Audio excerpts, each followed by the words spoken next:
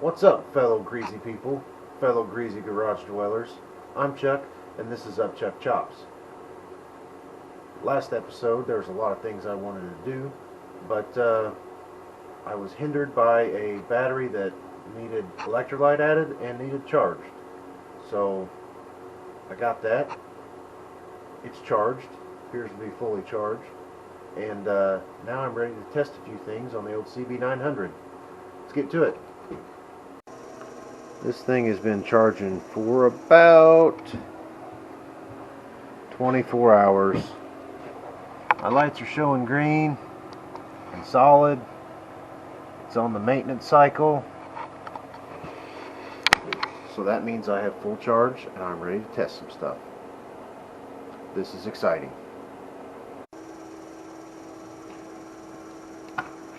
Now we just have to see if this fresh new battery burns the thing down or not.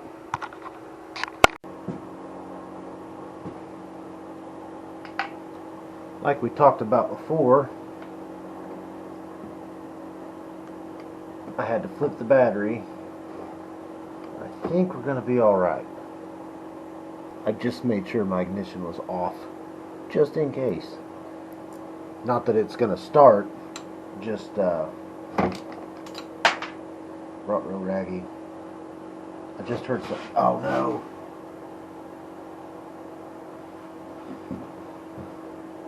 Doggone it! I just dropped the threaded part that this goes up, the nut, if you will, out of the battery because it jolted. Now I gotta find it. I heard it tink. Hopefully it hit the floor.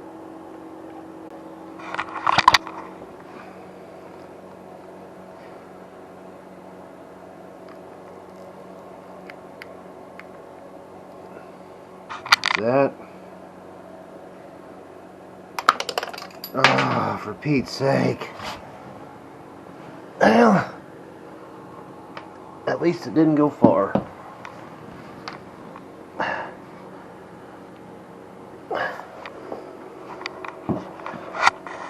As I was saying, doing this one-handed, it's not very handy.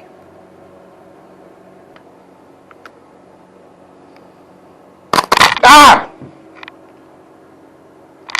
Well, there went my ignition system. Awesome! Now that I've regained my composure a little bit, hopefully I didn't fry something. I just arced out my screwdriver. And maybe that's why the terminals were turned the other way.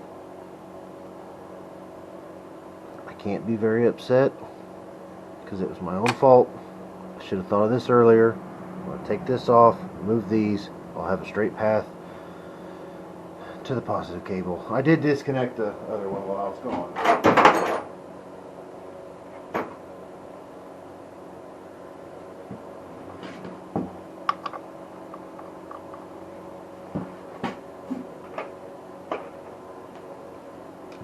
That was really stupid, and I'm really angry that I did it.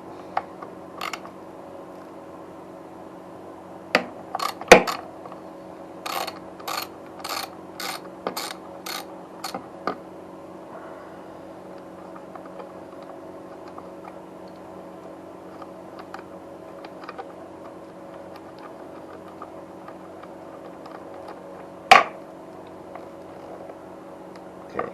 I want to set that out of the way. On the bright side, these may have been shot anyhow. I do not know. Can you see what's up? Well, the battery in fact does have charge.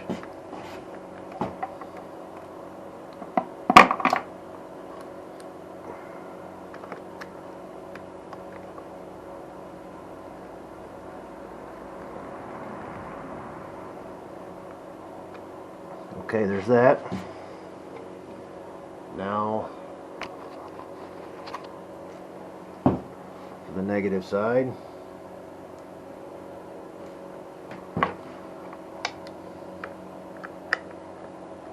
Okay. Note to other folks, take those out so you don't weld your screwdriver like a moron.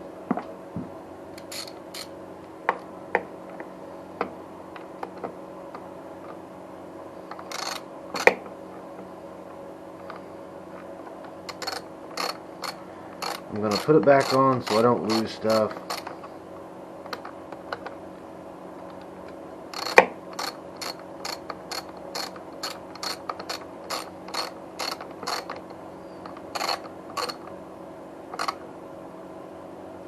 Okay, snug, snug, snug.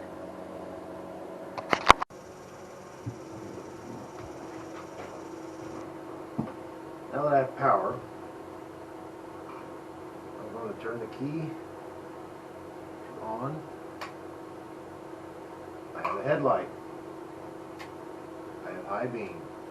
Okay, that's nice. I have brake light from the front brake.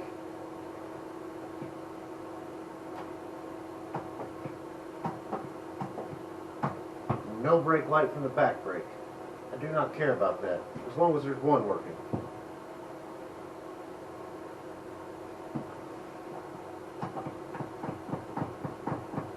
That switch might come around, I don't know.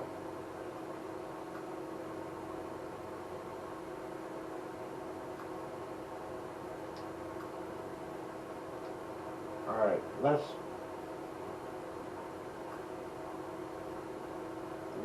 lights up, but it's not doing the blinking. Try the right.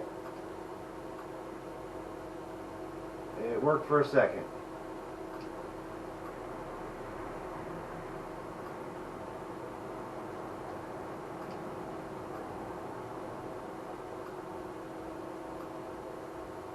Okay.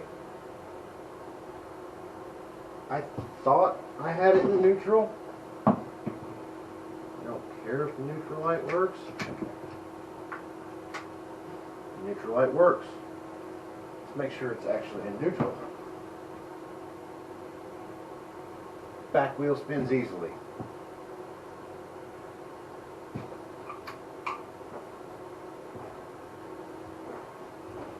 Now, do I put another shot of oil down the cylinders, or do I just send it with the starter? I'm going to give it one more shot of oil, let it sit a minute, and then bump the starter, see if it rolls. Okay, from the manual, I figured out this is 4, 3, and then 2, and then 1 on the other side. I am going to remove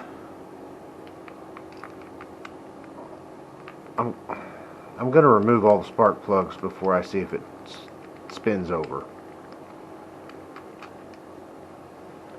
Just in case. Well, not really just in case, but I'm going to remove all the spark plugs so there's no compression, and it will be as easy as possible to roll over.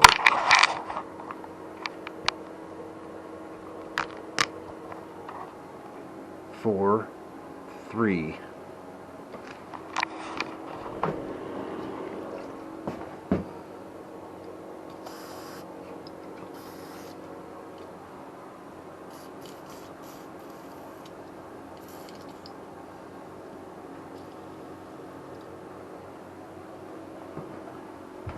I'm also videoing this so I don't forget. It's number 1.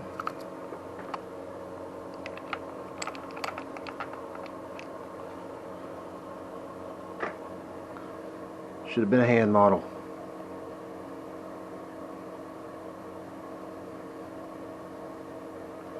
Alright.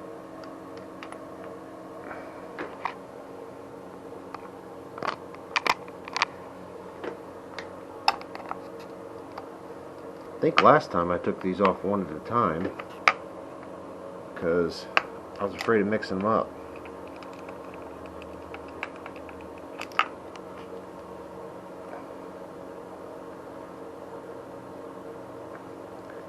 Usually these are designed such that my meat mitts don't fit down in there. Alright. Cylinder 1, cylinder 2.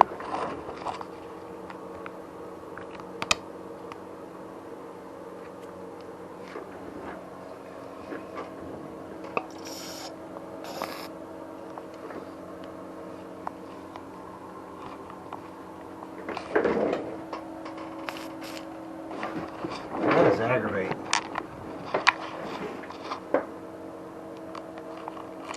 Okay. Little shot there. Okay. Cylinders are coiled. I'm going to let them sit for just a minute, and then we'll see if this thing will bump over.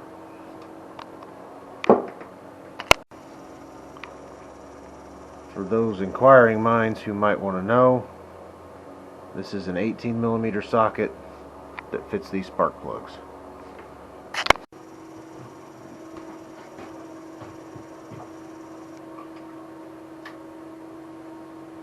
While we are waiting for the coil to do its thing,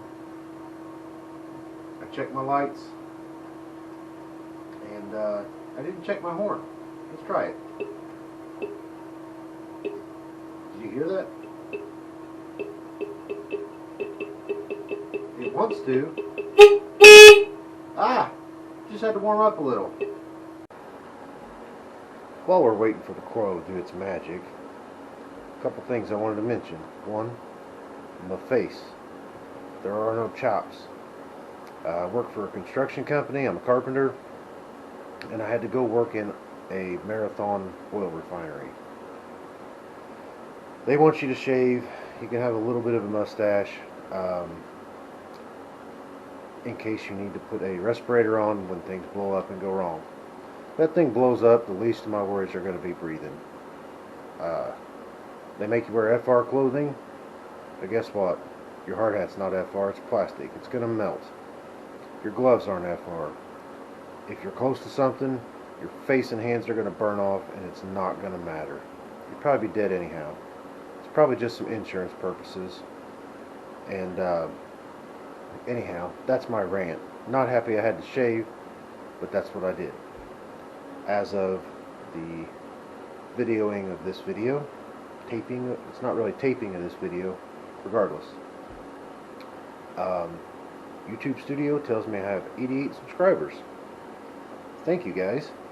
I appreciate the support. I like all the comments. There's not a lot of them, but that makes the ones I do get even more special. Now, 88 is only 12 from 100 because I'm good at math. Not really. But anyhow, I don't freak out about numbers. I'm doing this because I like to do it, and I can look back and see what I worked on, and one at failed at, whatever the case is. But I didn't know if 100 subscribers might be what's the word? Celebration worthy? Stunt worthy? Something of that nature. If I make 100, I think at this point it's win. Not to sound arrogant, but I'm getting a few more people on board, which is awesome. If you think something I could do for 100 subs, put it down in the comments.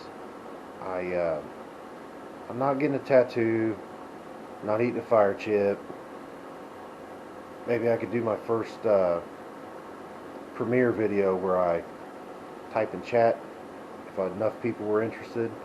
Or I don't really like live streams. I don't like watching them. I will sometimes for a little bit, and then the ones I've watched are so disorganized, and everybody's chatting and having fun, and it seems fun, but that's not really fun for me to watch. So, and I'm not sure that I have the capability between my internet, my computer, and camera, and all that. I don't know if I can make that work. But if you think of something that, hey, you get 100 subs, you should do fill in the blank. fill in the blank below. Do a little typing for me. Anyhow, I think we've sat long enough. We're almost long enough. See if this dude will roll over, and we'll know where we're at for that. Cylinder 2. Sparkles. Cylinder 1.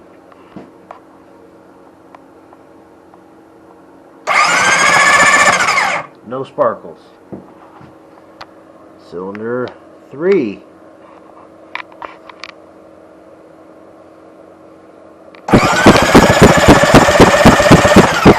Well, you're not seeing it there. I'm not seeing it there.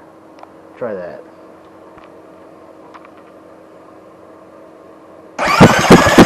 Sparkles. Cylinder 4.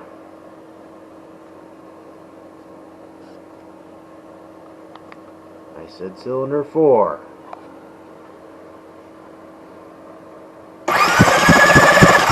No sparkles. So, we need at least one coil now. Great. We'll add that to the to buy list. But I've had worse things happen. So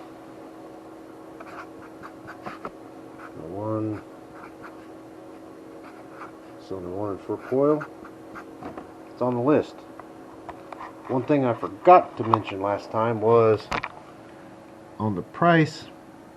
Usually I let the manual go when I sell a bike. That manual cost me $40 give or take. So I added that to the price list. If I keep the manual, it really doesn't count, but sure does make me happy to see some lights on and no smoke, no fire. The starter works. One of the coils do. I'm going to call that a small win for today. Take the little wins when you can get them. So I think that's going to do it for this episode. For my subscribers, thank you. I appreciate it. For those folks who comment, for those folks who watch the whole video, thank you, thank you, and thank you. We will catch you next time, hopefully. Before long, I'll be getting some parts rolling in, and we will be getting closer to having a running CB900. Don't forget, keep wrenching, keep working on stuff, keep being cool. Bye.